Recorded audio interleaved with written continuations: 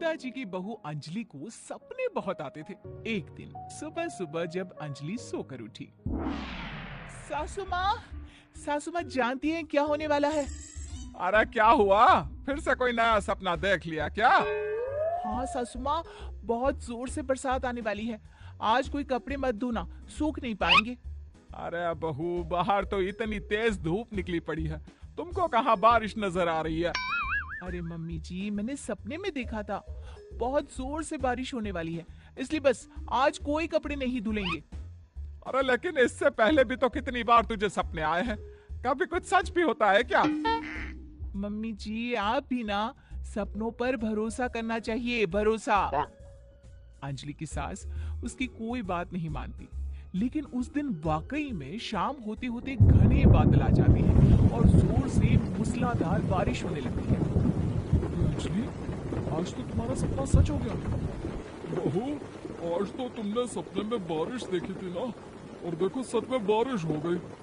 लगता है अगली बार से हमें तुम्हारी बात माननी पड़ेगी। पापा जी, मैं तो हर बार ही मम्मी जी से कहती हूँ, मेरे सपने सच हो जाते हैं, बस भरोसा रखिए। कुछ दिनों के बाद, अजी सुनते हैं, मुझे ना सपना आया था और सपने में मैंने देखा कि आपकी पूरी 1 करोड़ की लॉटरी लगी है।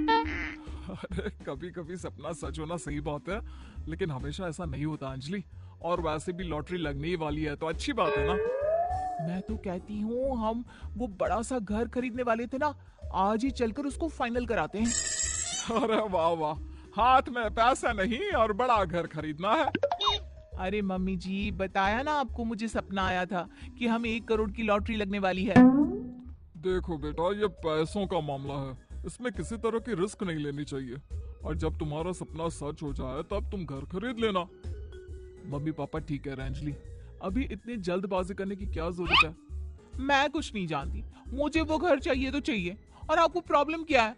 कुछ दिनों में तो पैसे आने ही वाले हैं लॉटरी से। हाँ तो जब पैसे आ जाएंगे तब खरीद लेंगे ना। पर हमारी अंजलि खाना पीना छोड़कर जिद पकड़कर बैठ जाती है। आखिर मजबूर होकर अंजलि के पति को उस घर को बुक कराने के पैसे देने पड़ते हैं। कई दिन बीत जाते हैं, लेकिन अंजलि के पति की कोई लॉटरी नहीं लगती। कुछ दिनों के बाद, तुम्हारे सपने के चक्कर में तो सब खराब हो गया अंजलि। ना लॉटरी लगी, ऊपर से बेकार में ही सारी जमा पूंजी उस घर को खरीदने में खर्च हो गई। थोड़े दिन तो इंतजार करो, अब ऐसा थोड़ी ना होता है कि आज सपना आया और कल आपकी लॉटरी लग गई। मैंने तो पहले ही कहा था, तुम्हारी बीवी को तो हर सपने पर विश्वास करने की आदत पड़ गई है। ऐसा भी कहीं होता है क्या? कुछ दिनों के बाद अचानक से अंजलि के पति के पास एक फोन आता है और पता चलता है कि उसकी 1 करोड़ की लॉटरी लग गई है। अरे वाह अंजलि, ये तो कमाल हो गया, मेरे तो सच में लॉटरी लग गई। अरे भगवान भला करे तुम्हारा। हाँ हाँ बहू, अब तो तुम जो कहोगी हम वो सब बात मानेंगे। तुम्हारे सपने का मतलब तो पूरा का पूरा सच होता है। अरे बिल्कुल ठीक कहते हैं, मैं तो बेकार में ही बहू को उल्टा सीधा सुनाती थी। अरे इसके सपने तो वाकई में सही हो जाते हैं। अपने घर वालों की बात सुनकर अंजलि मन ही मन बहुत इतराती है। उसे लगता है कि अब वो जो भी सपना देखेगी सच हो जाएगा। और इसी चक्कर में एक दिन अंजलि को सपना आता है कि अचानक उनके घर पर बहुत सारे मेहमान आने वाले हैं। यही सोचकर अंजलि अपनी सास को कहकर बहुत सारा खाना पहले से ही बनाकर रख लेती है। सुबह से शाम हो जाती है। हमने इतना सारा खाना बना लिया, लेकिन हमारे घर तो कोई मेहमान आया ही नहीं। हाँ मम्मी जी, अब तो रात होने आई है, लगता है ये खाना हम लोगों को ही खाना पड़ेगा।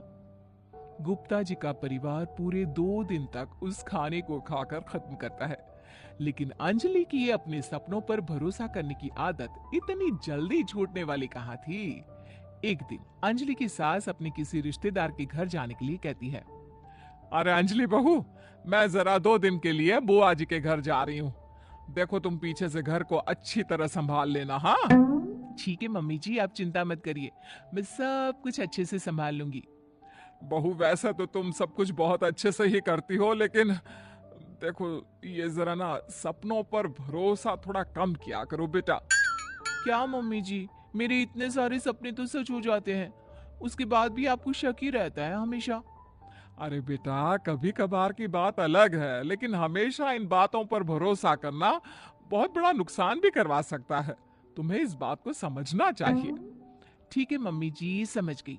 अब आप आराम से जाइए, मैं सब कुछ बहुत अच्छे से कर लूंगी। अंजलि की सास बुआ जी के घर चली जाती है। उसके जाने के बाद अंजलि एक दिन सुबह सोकर उठती है और जोर जोर से रोने लगती है। अरे क्या हुआ अंजलि, तुम रो क्यों रही हो? बहू सब ठीक तो है ना? क्या कोई बुरा सपना देखा? अरे पापा जी क्या बताओ, मम्मी जी नहीं रही, वो हम सबको छोड़कर चली गई।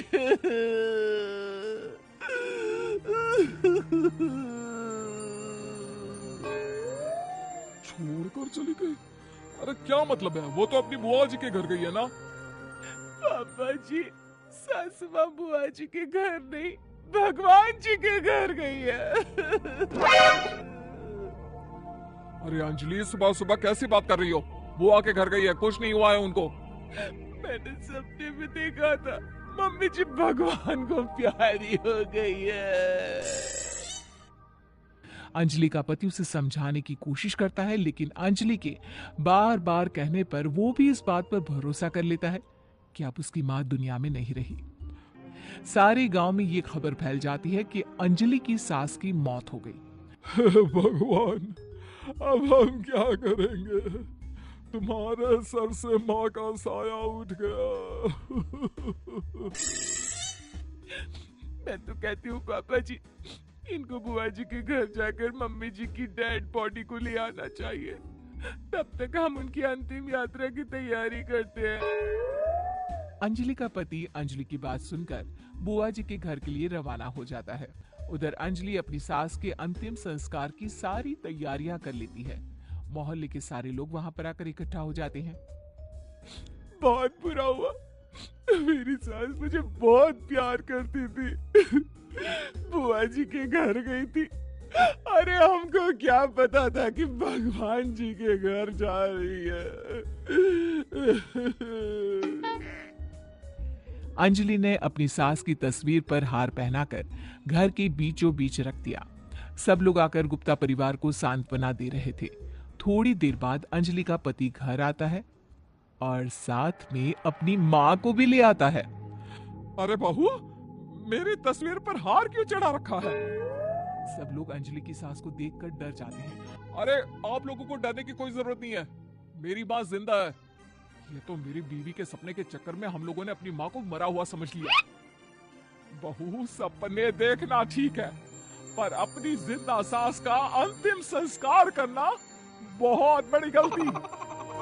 इसके बाद अंजलि की अपने सपनों पर आंख मूंद कर भरोसा करने की आदत हमेशा के लिए सुधर जाती है।